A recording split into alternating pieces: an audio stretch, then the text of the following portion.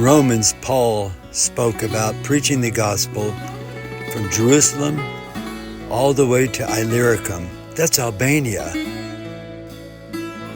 God has finally called me to Europe. Here is my story of Illyricum.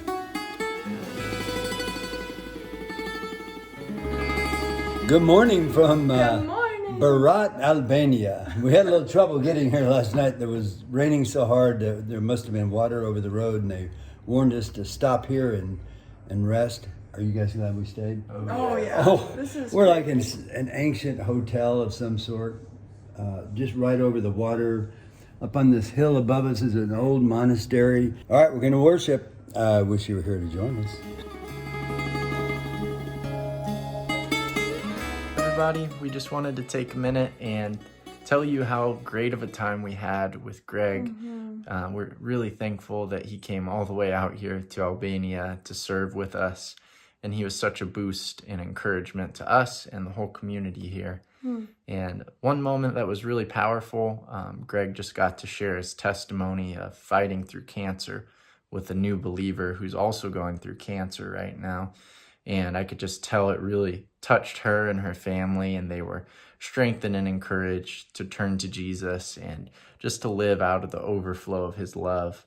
So that was really cool. And also on Sunday, Greg just preached to the church, and especially I could tell for the pastor and his wife who've been serving out here for a long time, kind of all on their own, without leaders really pouring into them.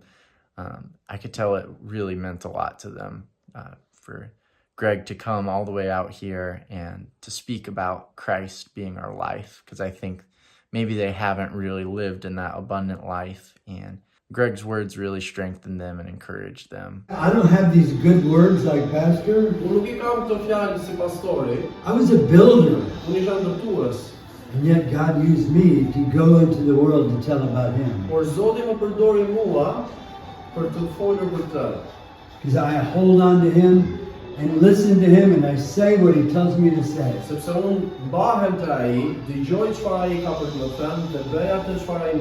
The church out here really needs encouragement and discipleship, and we were really thankful Greg got to come be a part of that. It only started 30 years ago when communism fell. Before that, it was illegal to have a church. And on Saturday, he also preached at our children's program, and he was super engaging and just loved on the children. 1, 2, 3, 4, 5, 6, 7, 96, 97, 98, 99. There's one missing. I have 100 sheep. One of them. One is missing, and he went looking. Sheep!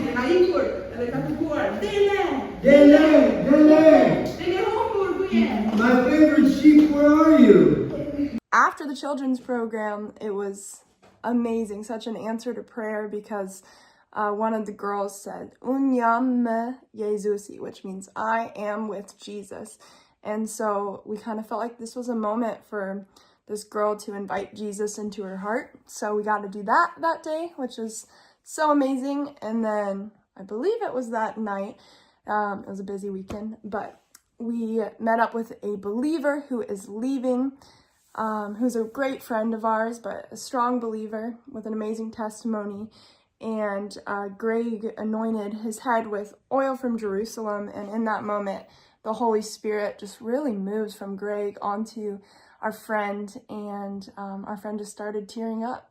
And I think in general, Greg's story of having the world but giving it up for Jesus was a huge testimony to like our teammate Flory, who has always lived here, not with a lot of, pretty poor. And, maybe there's always out here that longing for more, but for them to realize that the more is found in Jesus and not in things was really cool, and something that Greg really brought. And yeah, we hope to have him come back and continue to invest in those relationships.